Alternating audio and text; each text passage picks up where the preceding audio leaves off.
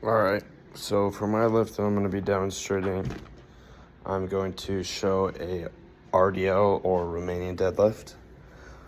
So right now I'm here at the wrestling cardio room. I forgot to film this at the gym, so we're going to be doing this in here. I got some dumbbells though, and that's all you need to do these. So what you're going to do is you're going to take your weights, and so it depends. If I'm doing a barbell, I want to do this. I like to do this with my feet off the ground, so I'll use a plate or a box or something so I can get lower.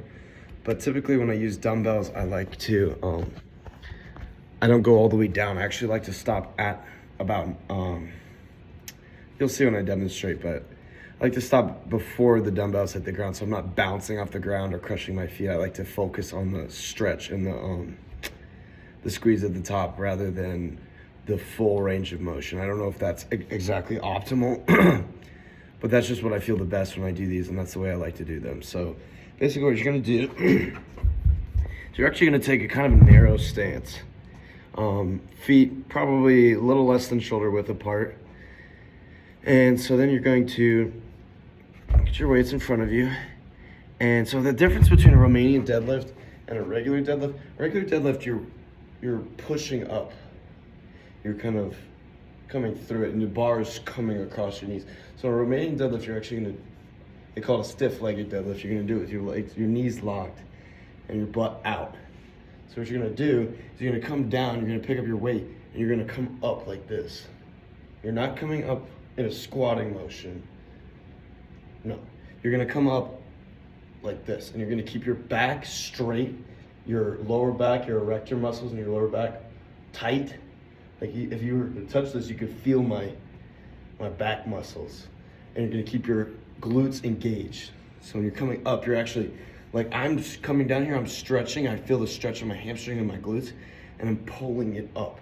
I'm almost sitting back onto my straight. I mean, obviously not because I'll fall backwards, but I'm coming up, I'm squeezing my glutes, I'm using my lower, my posterior chain to pull the weight up rather than, you know, my quads and my other muscles. I'm trying to focus this all completely on my lower back, my glutes, and my hamstrings. So I'm just gonna position my weight. I'm gonna come up, and I'm gonna pull and lock out here. Some people like to do this. This is stupid. You don't do this. That's how people hurt their backs. Come up here, make sure you're extended and you get a little butt squeeze, but you don't want to go too far. Get up here, you get full extension, you get the squeeze. I feel that squeeze and then I come back down. And so once I get it off the ground, I'm only gonna go about down to here. This is what I was talking about before. Because if I'm going all the way down here, I'm feeling like I'm losing some of the glute and the hamstring. It's just down on my back. And I'm doing this.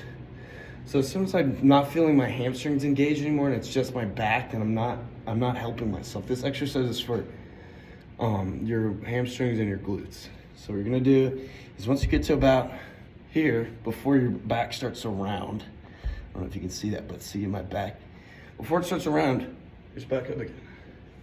And you're gonna push back, stretch, then up, and squeeze, and squeeze. Squeeze. Trying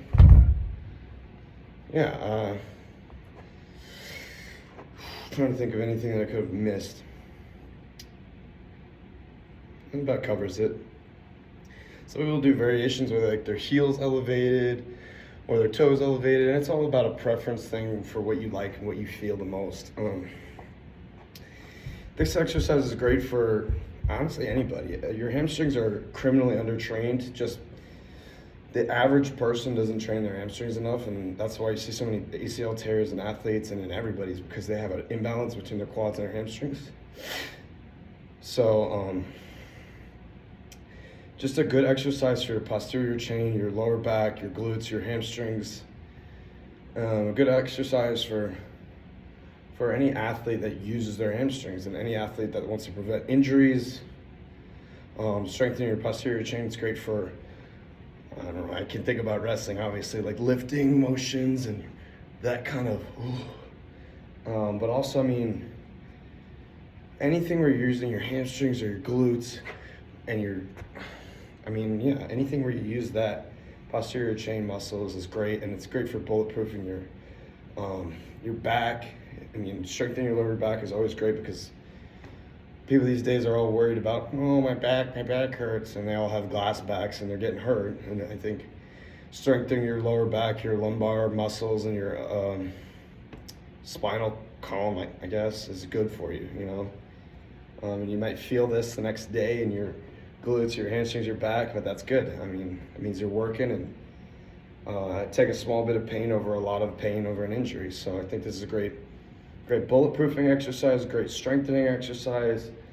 I mean, I do it when I train. I like to just make sure I'm getting a good pump, getting good hypertrophy over all of my muscles, all of my muscle groups. Yeah,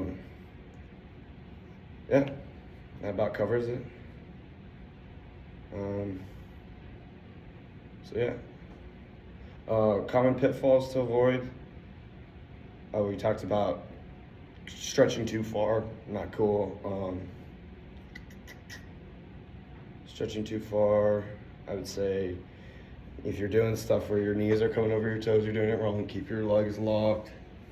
I mean, obviously, I'm not fully locked like this, where I'm coming down, because, you know, my hamstrings are, I'm not the most flexible person in the world, but still, like, you get nothing. You bend a teeny bit, so you still feel the stretch, but you can get that straight-legged posterior chain. I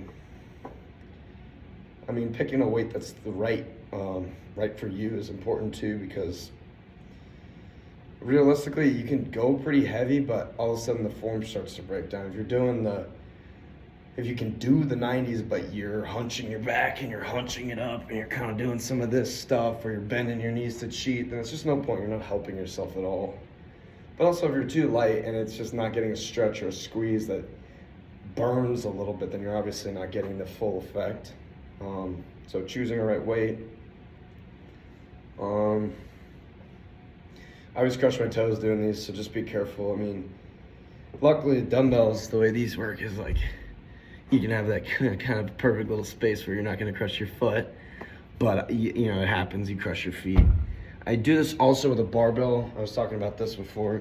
A barbell is a great alternative variety. Like if you do these all the time and you want to switch it up, I like to do a barbell too. And with the barbell, what I like to do is I stand on a bumper plate, so it's about 2 inches thick, and I stand on top of that so I can actually get more of a stretch.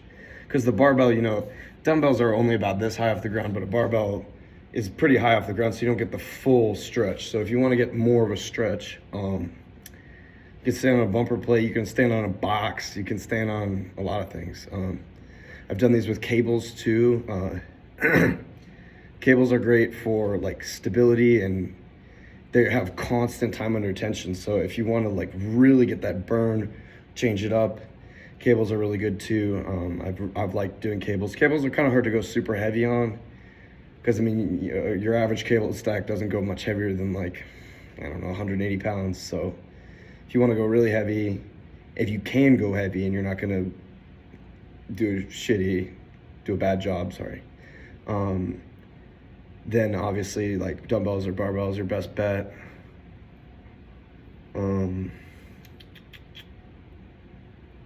Yeah, I mean, Romanian deadlift, that's pretty much it.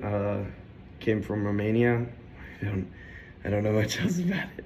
I would say there's a cool coincidence, like a lot of the interesting hard leg exercises are from random countries in Europe, like Bulgaria, Romania, I don't know, there's a bunch of them. Turkish get up, Bulgarian split squat, Romanian deadlift. There's like a cool, like, and this is like a genre of exercises that are just kind of off the beaten path, I guess. Like, everybody knows how to do a deadlift, but does everybody know how to do a Romanian deadlift? Like, probably not.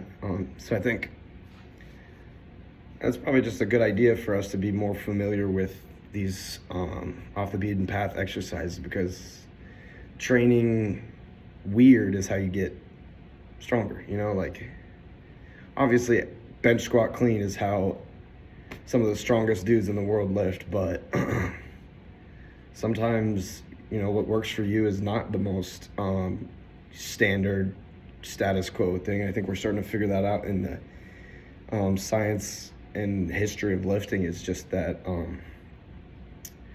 you know, it's not necessarily about this is what you do and this is the standard, the gold standard. It's really what works for your body and whatever you like. So I encourage you to try the Romanian deadlift and see if that is something that you like and something that works with you. And I hope that this video helped. Cool.